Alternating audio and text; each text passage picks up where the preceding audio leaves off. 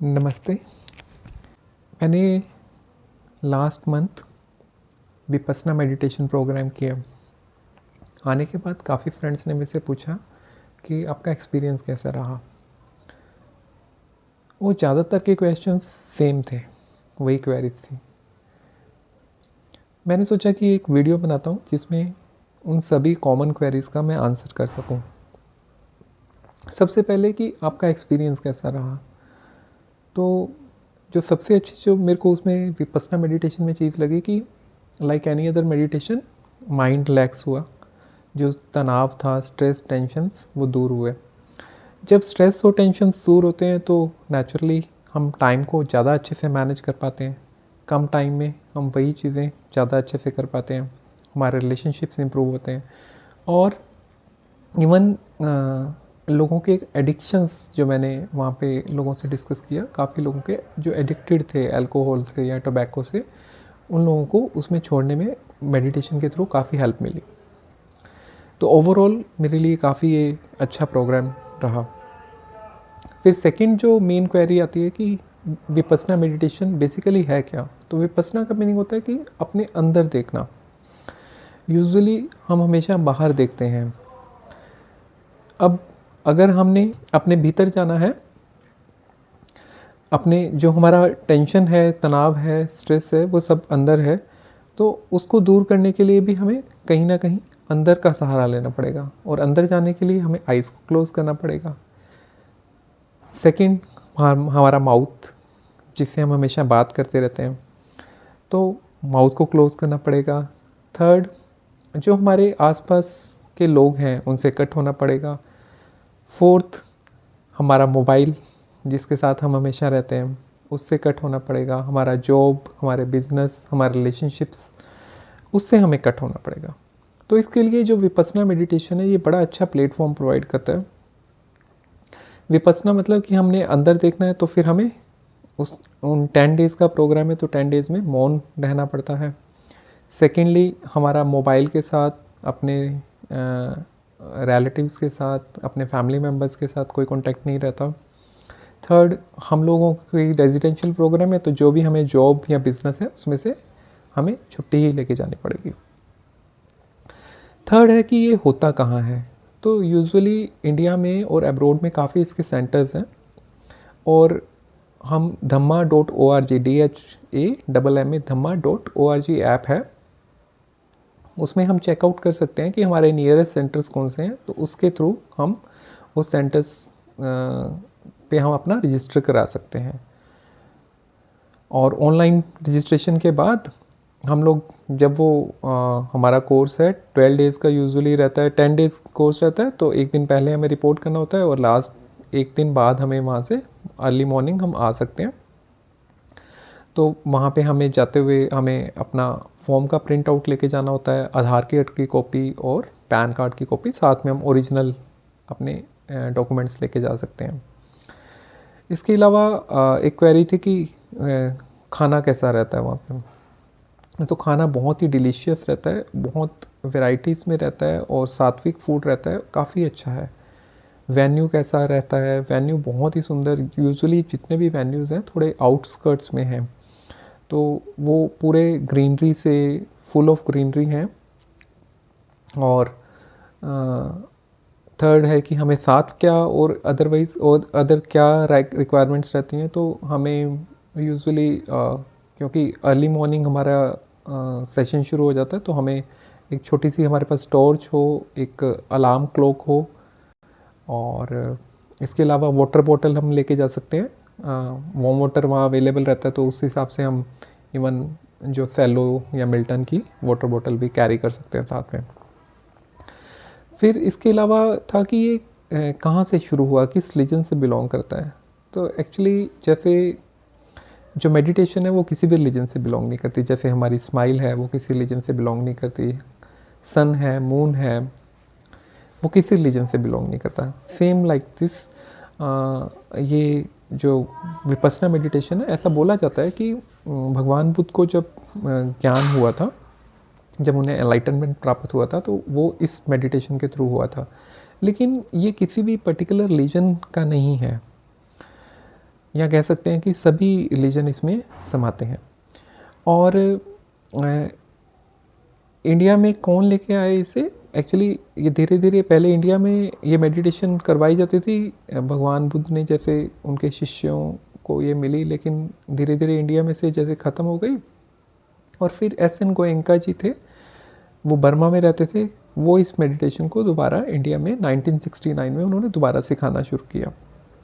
वो 2013 में पास हो गए, इस दुनिया में नहीं रहे। उसके बाद जो उनके वो वीडियोस हैं और ऑडियोज़ हैं, उसके थ्रू ही ये अभी भी सिखाया जाता है। उन्होंने काफ़ी सारे असिस्टेंट टीचर्स को ट्रेन किया और अभी भी टीचर्स ट्रेंड हो रहे हैं। तो वो सिर्फ वहाँ पे एज फैसिलिटेटर टीचर हेल्प करता है, अदरवाइज जो ऑडियोज़ हैं और वीडियोज़ हैं वो एस.एन. गोयनका जी के ही हमें वहाँ सुनाई देते हैं। और इसके अलावा क्वेरीज रही कि कैसा रहने का अरेंजमेंट कैसा है। तो रहने के लिए एक सेपरेट रूम मिलता है, सिंगल रूम मिलता है और विद अटैच्ड बाथरूम, बहुत सुंदर है। और कुछ मेरे कोलीग्स ने मेरे को बाद में जैसे हमारा मॉन ओपन हुआ तो बताया कि कई बार ज़्यादा लोग होने पे कई बार हमें ट्विन शेयरिंग भी करना पड़ता है, लेकिन मेरे कोर्स में ऐसा नहीं था। इसके अलावा यूजुअली लेकिन सिंगल रूम ही रहता।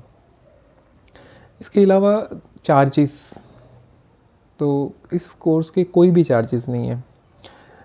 एस.एन. गोयनका जी ने बताया कि हर एक इंसान को जो इस पथ पे चलना चाहता है स्पिरिचुअलिटी के पथ पे, तो उसे कम से कम, वैसे तो सारी ज़िंदगी ही सन्यासी का जीवन जीना चाहिए, लेकिन कम से कम 10 दिन सन्यासी का जीवन जीना चाहिए।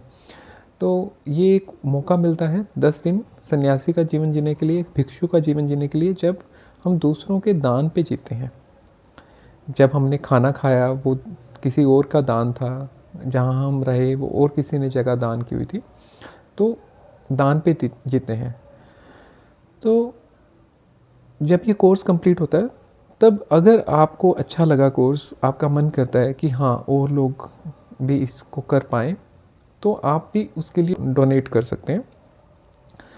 तो वो जैसे भी, वो आप चाहे 1 रुपी डोनेट कर सकते हैं, चाहे आप 1 लाख रुपी डोनेट कर सकते हैं, वो उनके लिए मैटर नहीं करता। तो बड़ी अच्छी चीज़ है कि इसमें कोई भी ऐसे एज सच मनी इन्वॉल्वमेंट नहीं है। इसके अलावा जो सबसे बड़ी चीज़ मेरे को लगी कि इस कोर्स को करने के लिए, कि जैसे हम 10 डेज़ के लिए जाते हैं, हम अपना फैमिली को, बिज़नेस को, जॉब को छोड़ के जाते हैं, तो सबसे इम्पोर्टेंट है जो मेरे को वहाँ भी सबने कहा कि हमें 100% करना है। क्योंकि ये कोर्स जो है कि अपने आप में एक चैलेंज भी है। जैसे अगर हम थोड़ी देर के लिए आइज़ क्लोज करके बैठ जाएं, तो हमें मन करता है कि फटाफट उठ जाएं, या फिर अगर थोड़ी देर हम फ्री होते हैं, हम आराम से बैठे हों, तो हम फटाफट सोचते हैं किसी से मैं बात कर लूँ, किसी को कॉल कर लूँ, या टीवी देख लेते हैं या मोबाइल देख लेते हैं। तो हमारे पास काफ़ी सारी डिस्ट्रैक्शंस हैं, लेकिन वहाँ पे ऐसा कुछ भी नहीं रहता है। तो अपने आप में जैसे हम मेडिटेशन में उतरते हैं, तो जैसे मेरे साथ भी रहा कि मन में बड़ी बेचैनी रहती थी, तो लगता था कि मैं छोड़ के चला जाऊँ। तो यूजुअली जब बाद में डिस्कस किया तो सबके मन में ही ऐसा था कि काफ़ी दिन तक, जैसे 10 डेज़ का कोर्स था, 7 डेज़ तक सबके मन में ही ऐसे चलता रहा कि मैं छोड़ के चला जाऊँ। लेकिन from 8th day it was great experience, कि बड़ा अच्छा लगने लग गया। और रियली अगर मैं छोड़ आता तो शायद बहुत कुछ मिस करता, क्योंकि मेरे को उसमें ये कोर्स में ही एक्सपीरियंस हुआ कि बहुत सारे क्वेश्चंस जो हमारे मन के भीतर होते हैं, लेकिन हम आंसर्स उनका बाहर खोजते रहते हैं, लेकिन कभी हमें वो आंसर्स मिल नहीं पाते। तो ये मौन के थ्रू मेरे को वो सब आंसर्स मिल पाए। मेरे रिलेशनशिप्स इम्प्रूव हुए, माइंड जैसे थोड़ा स्ट्रेस में था वो रिलैक्स हुआ, टाइम ज़्यादा अच्छे से मैनेज हो पाया रहा है अब, और ज़्यादा प्रिसीजन से मैं वर्क कर पा रहा हूँ। तो ओवरऑल काफ़ी अच्छा एक्सपीरियंस था। इसके अलावा जो मेन एक और चीज़ मन में आती है कि जब हमने ये कोर्स कर लिया तो क्या हमें, जो हम रिलीजन फॉलो करते हैं, तो उसमें कुछ चेंज करना पड़ेगा? तो नहीं, क्योंकि ये किसी रिलीजन को बिलोंग नहीं करता, तो जो भी हम हिंदू हैं, मुस्लिम हैं, सिख हैं, जैन हैं, क्रिश्चियन हैं, जो भी हम रिलीजन फॉलो करते हैं, जो भी हम ट्रेडिशंस फॉलो करते हैं, वो हम एज सच कंटिन्यू कर सकते हैं। सिर्फ हमें 10 डेज़ के लिए जब हम वहाँ रहते हैं तो दूसरे लोग डिस्ट्रैक्ट ना हो हमारे किसी चीज़ से, तो इसलिए हमें 10 डेज़ के लिए कुछ नहीं करना होता। इवन हमें एक्सरसाइज, योगा, प्राणायाम भी 10 डेज़ के लिए मना करते हैं। अदरवाइज़ हम आने के बाद विपस्सना से विपस्सना मेडिटेशन करने से पहले हम चाहे पहले या बाद में हम लोग आराम से प्राणायाम, मेडिटेशन, योगा जो भी करना चाहे कर सकते हैं। इसके अलावा जो चीज़ मेरे को लगी कि इसको 100% कोर्स को करना बहुत ज़रूरी है, क्योंकि लाइफ में पता नहीं, हो सकता है कि हम दोबारा कर पाएँ या नहीं कर पाएँ, इतना टाइम निकाल पाएँ या नहीं निकाल पाएँ। तो इसको करना, एक बार जब हमें मौका मिलता है तो हमें करना 100% चाहिए। 100% का मतलब कि मैंने देखा कि कई लोग वहाँ पे जैसे हमें बोलने के लिए मना किया गया, इवन आइज़ के थ्रू हमें किसी से कॉन्टैक्ट नहीं करना है। आइज़ भी हमेशा हमें डाउन रखनी है ताकि हमारा आइज़ के थ्रू भी किसी के साथ कॉन्टैक्ट ना रहे। तो कई लोग उसको नहीं फॉलो कर रहे थे। तो मेरे को लगता है कि अगर हम 100% नहीं करते तो शायद फिर रिज़ल्ट भी उतना 100% नहीं आ पाता। तो मेन है कि हमें, जब हम ये करने चले ही गए तो फिर हमें अपना 100% देके दोनों चीज़ों को अच्छे से करना चाहिए। और अगर हम 100% करते हैं तो मेरे को लगता है कि हमें बहुत ही सुंदर एक्सपीरियंस होएगा ही होएगा। और वेन्यू बहुत सुंदर था। एक टूर हम वेन्यू का भी ले सकते हैं मेरे साथ, क्योंकि लास्ट डे जब हमें मोबाइल मिला तो मैंने थोड़ी सी पिक्चर्स और छोटी छोटी वीडियोस क्लिक की। तो हम वेन्यू में, हॉल, हमारा मेडिटेशन हॉल बहुत ही सुंदर है।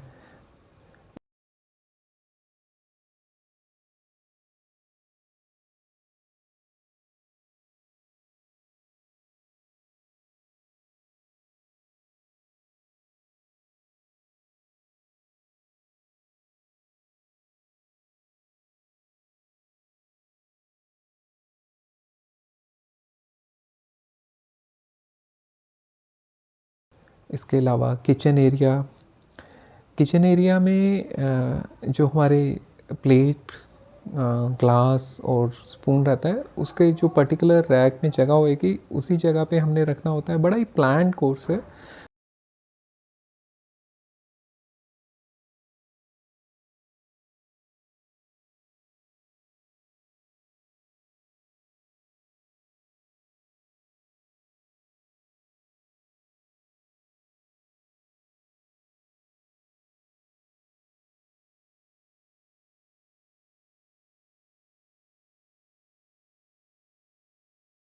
और इवन जो हमारी सीट रहती है किचन डाइनिंग एरिया में, वो फिक्स्ड रहती है।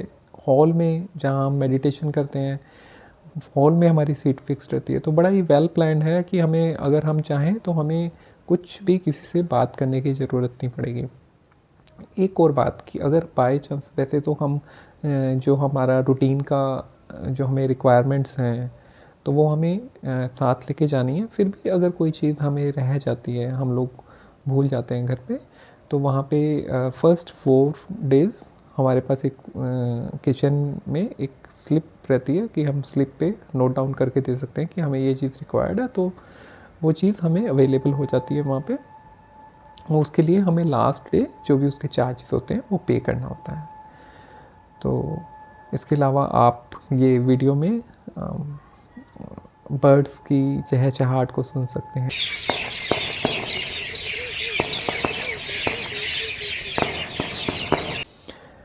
तो थैंक यू सो मच।